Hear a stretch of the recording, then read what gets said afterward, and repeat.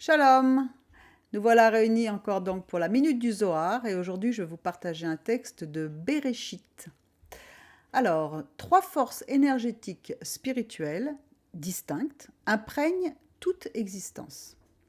Notre côté gauche correspond au pôle négatif, également à la mesure de jugement, et à notre désir de recevoir. Nous avons été créés pour recevoir, mais pas que pour recevoir. Le côté droit, lui, signifie le côté positif, c'est la mesure de miséricorde, chesed, et donc c'est donc la volonté de partager. Et c'est ce qui réside dans notre âme. Nous avons le besoin de recevoir et le besoin de partager. Mais il faut un équilibre. Notre cœur et notre esprit correspondent à l'aspect central. C'est notre libre arbitre par lequel nous pouvons choisir de résister au désir de recevoir et uniquement dans le but de recevoir, et par contre de nourrir le désir de partager. C'est un équilibre qui se fait. Et c'est d'ailleurs ce choix qui suscite la lumière spirituelle. Si on est dans le cadre de simplement recevoir, sans partager, on n'est donc pas semblable à la lumière du Créateur. Si on veut que partager et n'avoir besoin de rien, nous ne sommes pas non plus dans les plans du Créateur qui nous a créés pour recevoir. Dieu a fait la séparation des eaux le deuxième jour.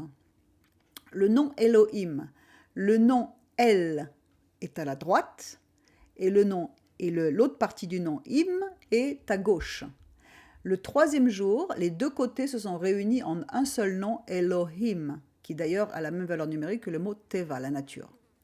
Le troisième jour, la ligne du milieu, donc l'équilibre, qui s'appelle également Zeir Anpin ou le Fils, et cette lettre Vav, qui correspond au Fils, ont relié le Hei du tétragramme sacré que vous avez devant les yeux du supérieur, qui est le monde de Bina, on appelle, et il l'a relié au Hei inférieur, qui est la dernière sphira, qui s'appelle Malchut. Malchut, c'est-à-dire la souveraineté.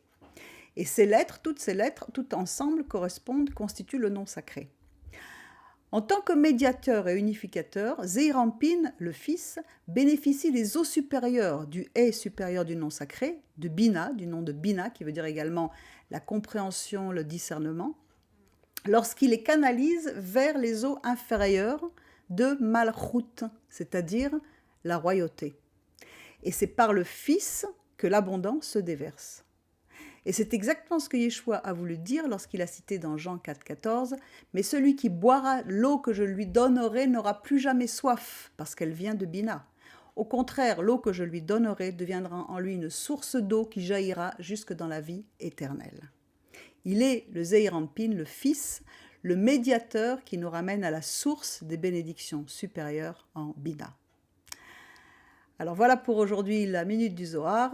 Pour en savoir plus sur toutes ces notions un petit peu compliquées, nous vous recommandons vraiment notre cours sur l'introduction à la Kabbale biblique, la Kabbala biblique sur notre site. Et donc nous vous encourageons également à étudier avec nous et découvrir tous les joyaux qu'il y a dans les textes juifs anciens pour votre sanctification et votre progression spirituelle. Merci de votre écoute. Shalom.